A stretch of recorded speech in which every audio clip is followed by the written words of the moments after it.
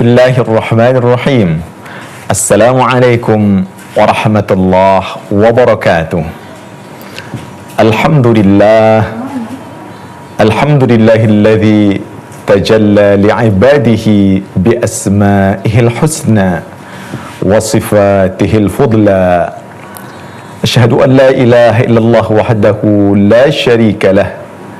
Wa asyhadu anna sayyidana Muhammadan abduhu wa rasuluhu la nabiyya ba'dah.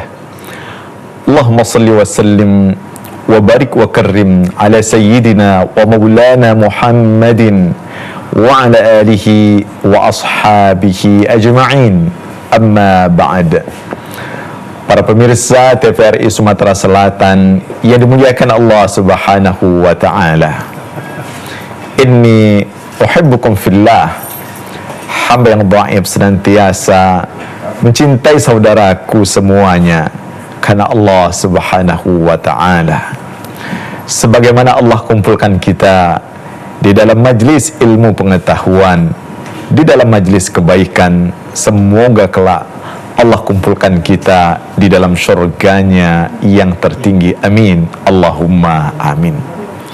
Pemirsa yang dimuliakan Allah Subhanahu wa taala, bagi seorang muslim mengenal Allah Subhanahu wa taala adalah puncak sebuah kemuliaan dalam hidupnya.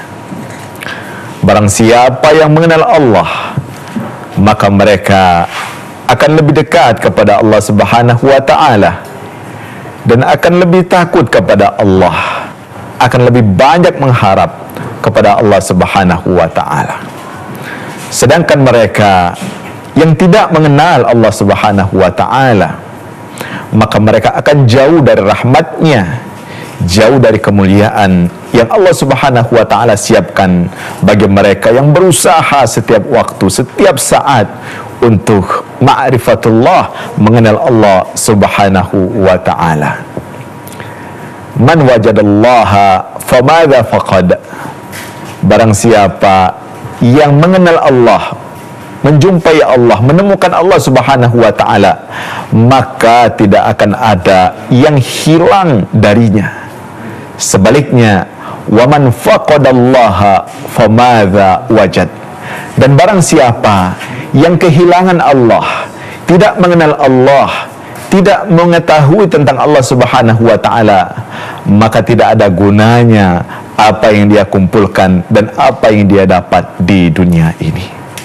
Hari ini saudaraku, kita akan memahami salah satu nama Allah Subhanahu wa taala, Asmaullah al-Husna, yaitu Al-Mutakabbir. Nama Allah Al-Mutakabbir termaktub dalam Al-Quran sebanyak 1 kali, terungkap dalam surah Al-Hasyr ayat 23 yang berbunyi, A'udzu billahi minasyaitonir rajim. Huwallahu alladzi la ilaha illa huwal malikul quddusus salamul mu'minul muhaiminul azizul jabbarul mutakabbir. Subhanallahi amma yusyrikun. Di penghujung ayat ini ada nama Allah Al-Mutakabbir. Apa makna Al-Mutakabbir? Kemudian apa yang harus kita lakukan sebagai seorang muslim ketika memahami nama Allah, rahasia di balik nama Allah yang istimewa ini? Secara bahasa, Al-Mutakabbir dimaknai dengan Dzul Kibriya, yang memiliki kemahabesaran, yang memiliki kesombongan, yang maha sombong. Dalam hal ini dijelaskan oleh para ulama, sifat sombong ketika disifatkan kepada Allah Subhanahu wa taala, maka dia bermakna sebuah pujian. Sedangkan al-kibriya ketika disandangkan kepada manusia, maka ini adalah celaan. Maka Allah Subhanahu wa taala Al-Mutakabbir huwal azimul muta'ali al-qahir. Allah Subhanahu wa ta'ala yang maha agung, maha tinggi, yang maha segalanya, maha memaksa, Al-Qahir. Maka benar kalau kita sandangkan kepada Allah sifat al-mutakabbir, dan ketika disandarkan kepada manusia maka dia berbalik sebagai cacian kepada manusia tersebut, karena hanya Allah Subhanahu wa ta'ala yang berhak menyandang dan memiliki nama al-mutakabbir tersebut. Tak di dalam kata-kata al-mutakabbir dijelaskan oleh para ulama bahasa tak litafarrud wa takhassus. Untuk at-tafarrud artinya hanya Allah Subhanahu wa ta'ala yang tunggal saja, yang khusus hanya Allah Subhanahu wa ta'ala yang memiliki sifat at-takabbur tersebut. Kita lanjutkan setelah yang berikut ini.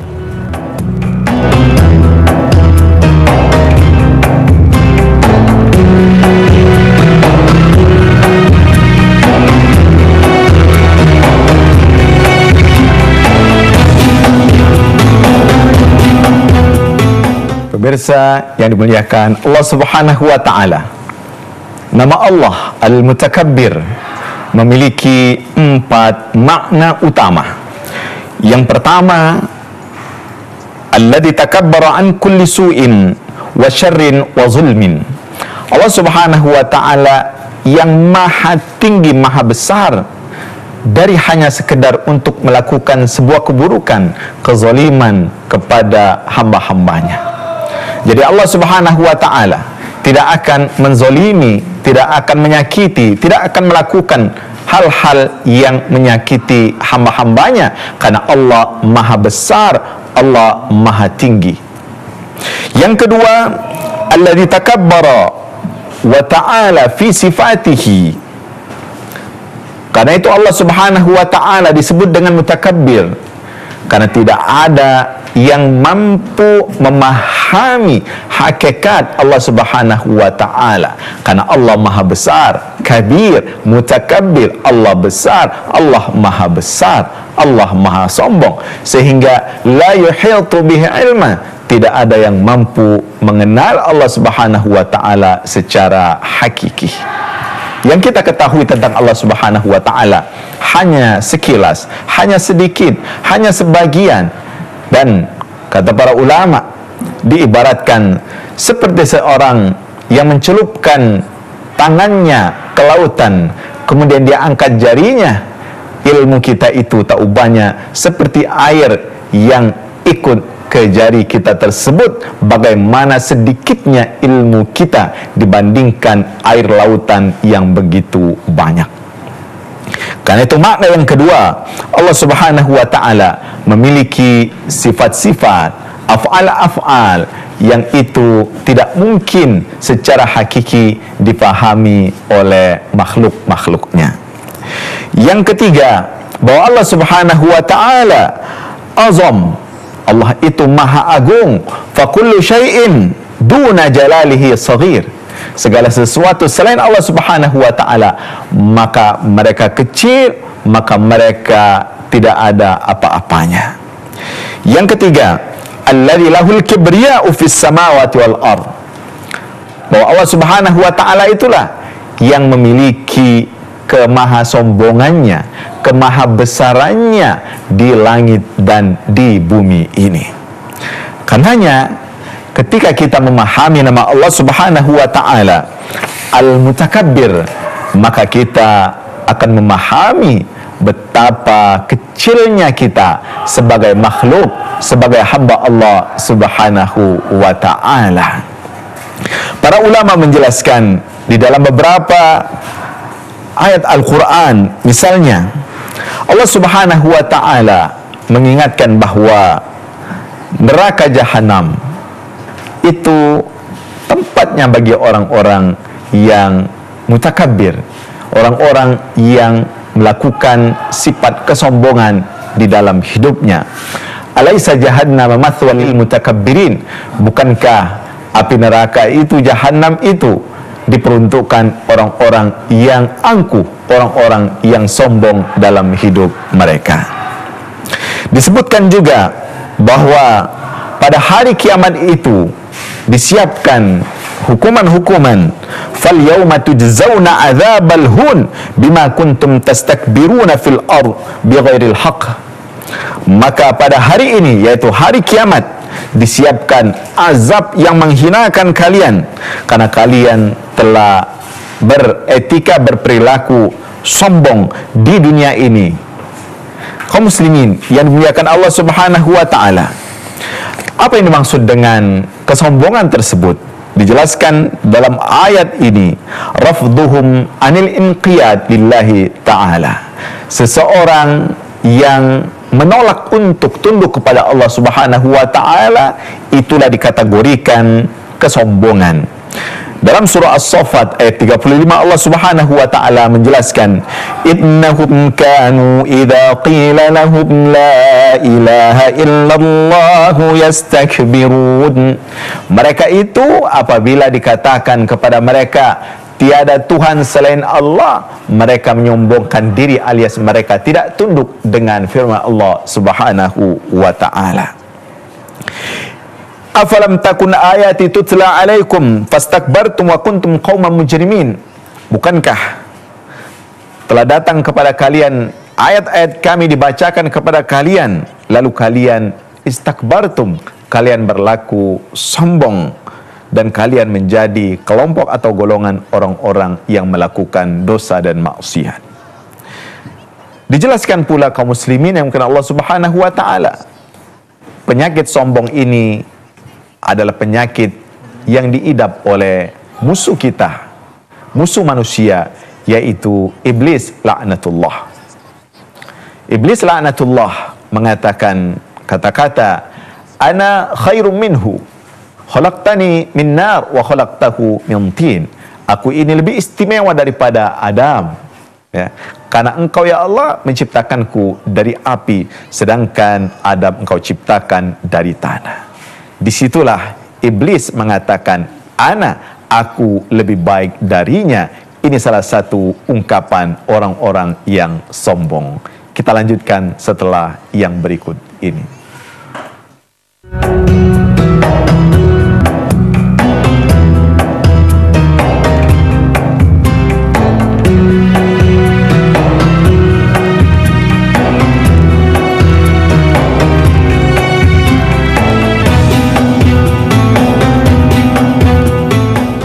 Pemirsa yang dimuliakan Allah Subhanahu wa taala, sifat takabur bukan sifat manusia, tetapi dia adalah sifat yang hanya dimiliki oleh Allah Subhanahu wa taala. Ketika iblis mengatakan dirinya lebih istimewa dari Adam alaihissalam, maka iblis diusir dari rahmat Allah Subhanahu wa taala. Begitu juga Fir'aun ketika dia mengatakan, alaysa li mulku Misr, bukankah aku yang memiliki kekuasaan kerajaan Mesir, wal anharu tajri min tahti, kemudian lihatlah sungai-sungai ini mengalir dari bawah kakiku. Saat itu ternyata Fir'aun ditenggelamkan oleh Allah Subhanahu wa taala karena kesombongannya. Qarun ketika dia mengaku kekayaannya hanya dia miliki, dia dapatkan dari usahanya sendiri. Innama utituhu ala ilmin indi. Aku dapatkan kekayaan ini karena jerih payahku, karena pintarku memanage keuangan. Dia katakan, innama utituhu ala ilmin indi. Aku mendapatkan kekayaan ini, kesuksesan ini karena diriku sendiri. Kata-kata seperti itu adalah kata-kata yang lazim diungkapkan oleh orang-orang yang memiliki sifat-sifat kesombongan. Rasulullah SAW menjelaskan dalam beberapa riwayat, innallaha awha ilayya an tawadhu, kata Rasul. Allah Subhanahu wa taala mengingatkan kepadaku supaya kalian tawadhu. Tawadhu itu artinya rendah hati. Hatta la yafkhar ahadun ala ahad, sampai sehingga tidak ada seorang pun yang bisa membanggakan dirinya di hadapan orang lain, wala yabghi ahadun ala ahad, dan jangan sampai ada orang yang menindas orang lain. Dalam sebuah hadis yang lain, Rasulullah SAW secara tegas mengatakan, la yadkhulul jannata man kana fi qalbihi mithqala dzarratin min kibrin. Tidak akan masuk surga orang-orang yang di dalam hatinya ada sekecil biji zarrah sifat kesombongan di dalam hatinya. Seorang berkata kepada Rasulullah, ya Rasulullah, di antara kami ada orang yang ingin pakaiannya bagus, sandalnya bagus. Rasulullah katakan kepadanya, innallaha jamilun yuhibbul jamal. Sesungguhnya Allah Subhanahu wa taala indah dan Allah mencintai keindahan. Wa innamal kibr batrul haqqi wa ghamtun nas. Sesungguhnya Allah itu indah dan mencintai keindahan, dan sesungguhnya kesombongan itu adalah menolak kebenaran yang hak dan merendahkan manusia. Catatannya adalah ketika seseorang menolak kebenaran yang disampaikan oleh siapapun, oleh Al-Quran, oleh hadis-hadis Rasulullah, oleh para ulama, oleh anak kecil, oleh orang yang mungkin tidak terpandang, tetapi itu kebenaran. Ketika disampaikan dan dia menolak kebenaran itu, maka itulah orang yang sombong. Wa ghamtun nas. Selain batrul haq, menolak kebenaran, yang kedua, mereka merendahkan orang lain. Rasulullah tidak melarang kita untuk memiliki pakaian yang istimewa, yang bagus, indah, bersih, pakaian yang mahal dan sebagainya. Tidak. Yang tidak dibolehkan adalah ketika kita memiliki hal-hal tersebut, muncul di dalam diri kita merendahkan derajat orang lain.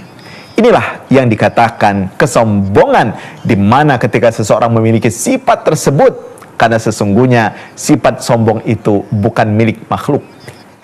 Milik hamba-hamba Allah ini hanyalah at-tadallul wal faqr. Seorang hamba kondisinya harus senantiasa berharap, dalam kondisi menginginkan sesuatu dari Allah Subhanahu wa taala, bukan orang-orang yang memiliki kesombongan. Saudaraku yang dirahmati Allah Subhanahu wa taala, para ulama menjelaskan di antara ciri-ciri orang-orang yang sombong adalah, pertama, kasratul hadis anin nafs. Orang-orang yang selalu ketika bercerita, berbicara, yang dia tampilkan adalah kehebatan dirinya. Tidak pernah menganggap orang lain, yang dimunculkan adalah dirinya sendiri. Kemudian yang kedua, alamat atau tanda orang-orang yang memiliki sifat sombong dalam dirinya, mereka mudah sekali mencampakkan orang lain. Ketika seorang datang kepada Rasulullah SAW dalam keadaan gugup, Rasulullah katakan kepadanya, hawin alaik, sabar, tenang Anda. Engkau datang kepada anak seorang wanita yang biasa makan makanan yang dimasak di kota Makkah ini. Artinya engkau bukan datang kepada seorang raja, kata Rasul. Engkau datang kepada manusia yang itu memiliki seorang ibu yang biasa masak seperti wanita lainnya. Rasulullah SAW mengajarkan kepada kita bahwasanya kita tidak boleh merendahkan, mencampakkan orang lain. Bahkan dikisahkan Umar bin Khattab suatu ketika dia ditijak kakinya oleh seseorang. Lalu orang itu mengatakan, wahai engkau, apakah engkau tidak punya mata? Kata Umar, ya, saya tidak melihat. Mohon maaf, saya tidak melihat. Umar aku tidak sombong dalam kondisi seperti itu. Dia sekedar menjawab apa yang disangkakan oleh orang tersebut. Yang ketiga, tanda orang yang sombong adalah alaqatuhu sayyi'a biman haulahu. Hubungannya dengan sekelilingnya selalu tidak harmonis, tidak baik. Maka kalau kita memiliki hubungan dengan kawan kerja, dengan tetangga, dengan siapapun selalu tidak baik, maka ketahuilah sesungguhnya itu ada sifat kesombongan dalam diri seseorang itu, dalam diri kita tersebut. Kemudian orang-orang yang selalu memiliki hayalan, menjadi orang yang terkenal sehingga dia merendahkan orang-orang lain. Maka hati-hati dengan memiliki hayalan yang berlebihan sehingga menghadirkan sifat angkuh dan sifat sombong di dalam dirinya. Kemudian juga salah satu tanda orang-orang yang memiliki sifat sombong, kata para ulama, adalah at-tamyiz fi ijabati da'wah, membeda-bedakan dalam menghadiri undangan seseorang. Kalau yang mengundang orang kaya, orang terpandang, dia hadir, tetapi kalau orang yang biasa dia tidak hadiri. Maka hadirlah. Ya, ketika kita memiliki waktu yang cukup, waktu yang pas, ketika diundang hadir. Berbeda halnya kalau kita punya tugas atau ada hal yang menghalangi kita untuk tidak bisa hadir dalam undangan tersebut. Kemudian salah satu juga tanda orang-orang yang sombong adalah sari'ul ghadab, orang-orang yang mudah emosi. Orang-orang yang memiliki sifat angkuh dan sombong, tersinggung sedikit maka yang akan muncul adalah kemarahan yang ada di dalam dirinya. Rasulullah SAW menjelaskan dalam sebuah riwayat, ala ukhbirukum bi ahlin nar, mau tidak kalian aku kasih tahu siapa itu penduduk api neraka.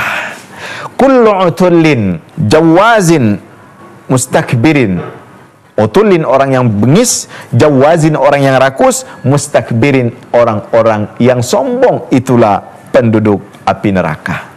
Saudaraku yang rahmati Allah Subhanahu wa taala, sebagai seorang hamba, seorang makhluk, maka selayaknya kita tidak boleh pernah menganggap diri kita yang lebih istimewa dari orang lain.